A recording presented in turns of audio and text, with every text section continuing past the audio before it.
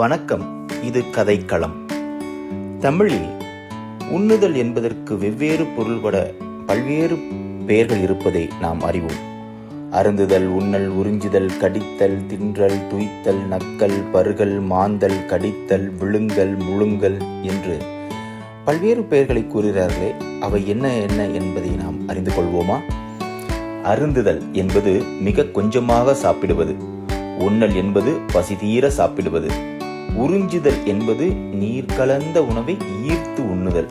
குடித்தல் என்பது நீரான உணவை பசி நீங்க உறிஞ்சி உட்கொள்ளுதல். தின்றல் என்பது பண்டங்களை மெதுவாக கடித்து சாப்பிடுதல். துய்த்தல் என்பது உணவை ரசித்து மகிழ்ந்து உண்ணுதல். நக்கல் என்பது நாக்கினால் துழாவி உட்கொள்ளல். பருகல் என்பது நீர் கலந்த பண்டத்தை கொஞ்சமாக குடிப்பது. மாந்தல் என்பது ரொம்ப பசியால் மடமடவென்று உட்கொள்ளுதல். கடித்தல் என்பது கடினமான உணவுப் பொருளை கடித்தே உண்ணுதல். விழுங்கல் என்பது வாயில் வைத்து அரைக்காமல் அப்படியே உள்ளே தள்ளுவது.